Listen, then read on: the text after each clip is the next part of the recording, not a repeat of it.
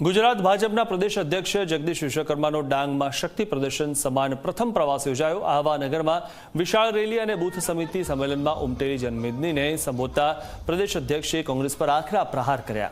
પ્રદેશ અધ્યક્ષ જગદીશ વિશ્વકર્માના સ્વાગત માટે આહવાના બિરસા મુંડા સર્કલથી ભવ્ય રેલી યોજાઈ હતી, જેમાં પ્રભારી મંત્રી જયરામ ગામિત, સાંસદ ધવલ પટેલ અને ધારાસભ્ય વિજય પટેલ સહિતના દિગ્ગજો જોડાયા હતા।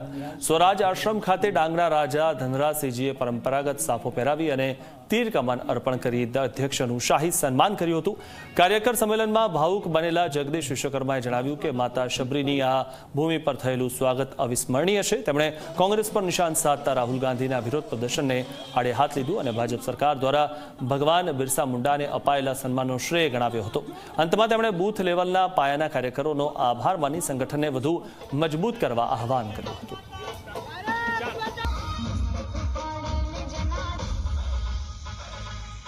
જ્યારે આખા વિશ્વની અંદર યુદ્ધની સ્થિતિ છે, અફવાઓ ફેલાવવા માટે ગેસના બાટલા ખલાસ થઈ જશે, આમાંથી મારે પૂછવું છે કોઈના ઘરે ગેસનો બાટલો ખૂટ્યો ખરો?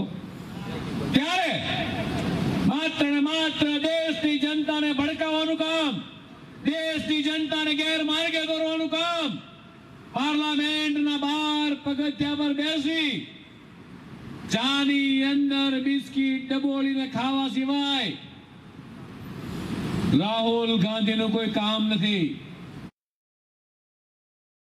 એમાં ડાંગના દરેક બૂથોમાંથી અમારા ભારતીય જનતા પાર્ટીના કાર્યકર્તા આવ્યા અને અમારા પ્રદેશ અધ્યક્ષનું એકદમ ભવ્યથી ભવ્ય સ્વાગત કરી બતાવ્યું અને સાથે વિશ્વાસ અપાવ્યો છે કે આવનારા દિવસમાં જ્યારે તાલુકા પંચાયત અને જિલ્લા પંચાયતનું ઇલેક્શન આવશે ત્યારે ડાંગ હોય કે ધરમપુર હોય કે કપરાડા હોય કે વલસાડ હોય કે પછી વાસદા હોય, દરેક જગ્યા ભારતીય જનતા પાર્ટીનો ભવ્ય વિજય તાલુકા પંચાયત અને જિલ્લા પંચાયતમાં થવાનો છે અને કોંગ્રેસના અન્ય પક્ષોનો પૂરી રીતે સફાયો પૂરા ગુજરાતભરમાં થવાનો છે।